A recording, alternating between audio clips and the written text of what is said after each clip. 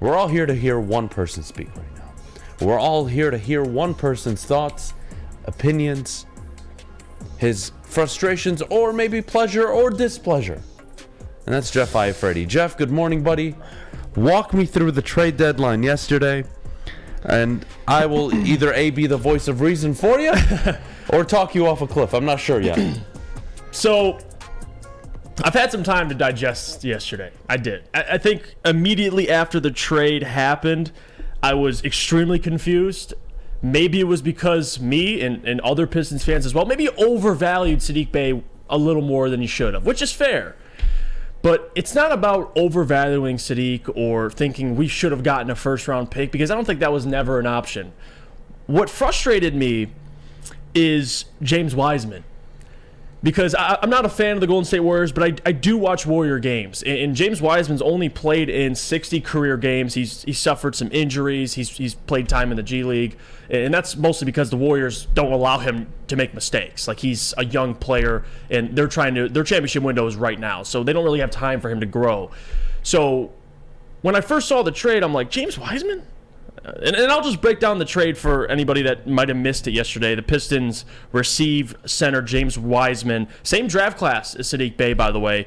And the Warriors get this three-team trade that ended up turning into a four-team trade. It was the Hawks, the Trailblazers, the Warriors, and the Pistons. Pistons got James Wiseman. The Warriors ended up getting Gary Payton the second and 2 future seconds. The Hawks received Saddiq Bey, and then the Trailblazers got Kevin Knox and 5 future second-round picks. So when I first saw the trade, I'm like, no, there has to be more. Like, you got to get some sort of capital on top of this, a little bit. And then time went by and nothing happened. So I had to kind of digest this trade and see it from Troy's point of view. And I think that's what kind of helped me a little more, trying to fathom what Troy's way of thinking was when he made this deal. And the only thing I could come up with is, again, James Wiseman, Saddiq Bey, both from the same draft class. It was reported at the time, before this draft, that Troy Weaver had Wiseman number 1 on his board. He was the best player, according to him. He went, obviously, number 2 to the Warriors.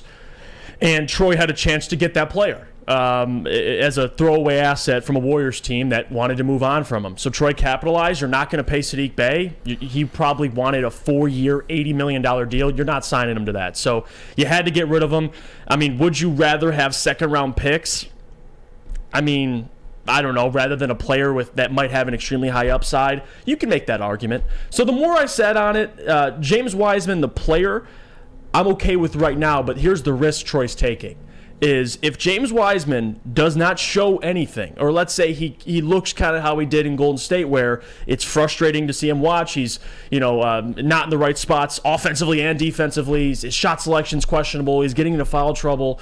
If he keeps showing that this year and next year, it's a bust trade, and you might have just traded away a player you probably could have gotten more for. So, but if he works out and there's value still in James Wiseman, you're going to be able to flip James Wiseman or choose to keep him a part of your core. Right now, the Pistons do need a backup center. I will admit that. Nerlens Noel isn't playing, and behind Jalen Duren, you don't really have a defensive anchor or somebody with that type of size and physicality. So you get a backup center, and Troy kind of explained it a little more this morning, talking about if you look at the Eastern Conference and the top of the Eastern Conference, a lot of big fellas, right? You got Celtics, Cleveland, Philadelphia, Milwaukee. So he wants to shore up the inside there. You only got Jalen Duren. Now you got James Wiseman. So the thought process of getting a player like James Wiseman, I completely understand.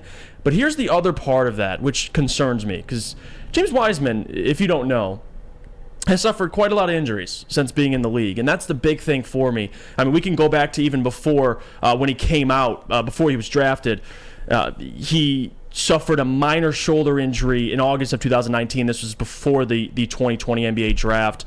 Kept him out from playing at Memphis, and then after that missed two preseason games of sustaining an ankle injury. And then you even go into the NBA. This is January 30th, 2021, sprained left wrist. He had COVID in March that year.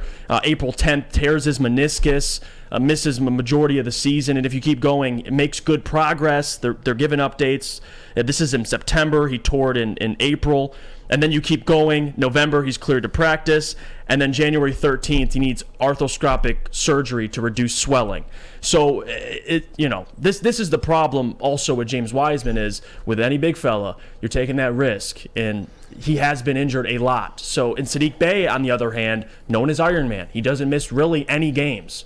So, it's a risk. It could pay off for Troy Weaver, but at the same time, if it backfires, so I don't know how I can digest that, but at the same time, who cares? And again, for the fits, for people saying, well, how does he fit with Duren? That was one of my concerns. At the end of the day, it doesn't matter because the roster as of right now isn't a final construction of a roster. Jeff, like you're just kind of throwing players together this year and saying, all right, see what these guys got. You don't have to justify it. You don't have to worry about this year. You don't have to justify it, Jeff. Well, no, I know, but you don't have to say if it doesn't work out, it's a bust trade. No. Were you ever going to pay Saddiq Bey? No. So you flipped him and took a chance on somebody who, if he doesn't work out, it doesn't impact your future. What is the future of this team? Cade Cunningham, Jaden Ivey. Well, that's the future.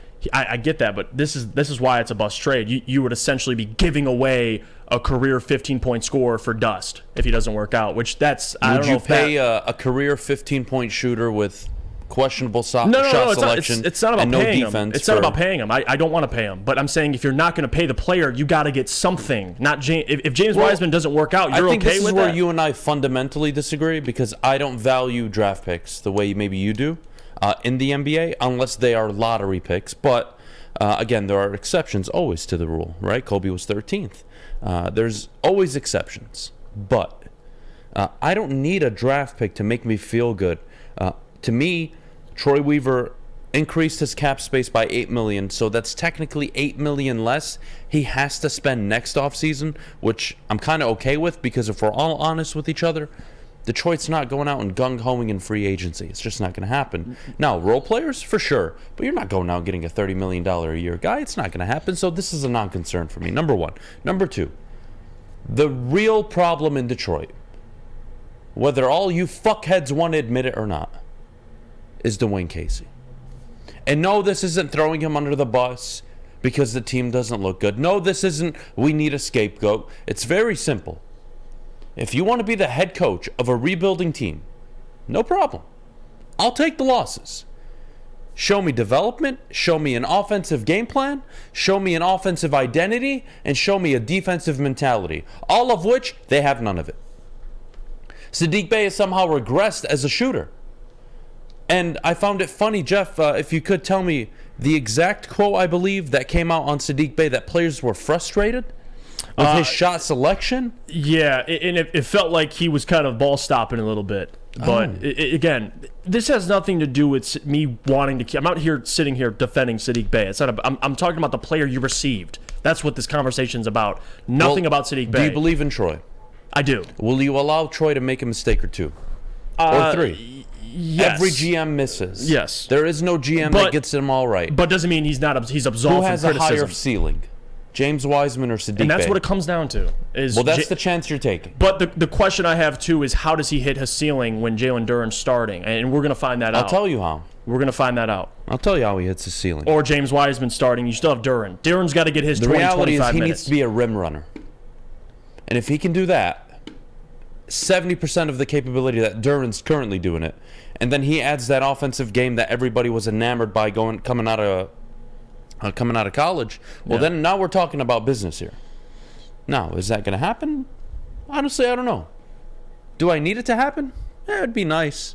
But again, my team is Jalen Duren, Cade Cunningham, Jaden Ivey, and a top 3 overall pick likely this year. What am I going to do to surround all of them with players that will allow the team to grow and have success? Right. That's my concern.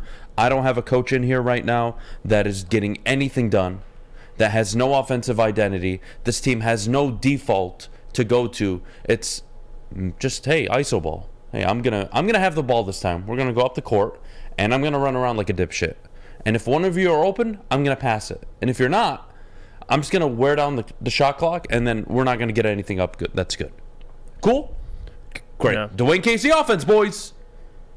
That's where we're at. So does it hurt not having Cade? Yeah, it does, of course. But at the end of the day, I'm not losing sleep over this. I thought the way Pistons Twitter and just in general people reacted, I think was kind of 50-50.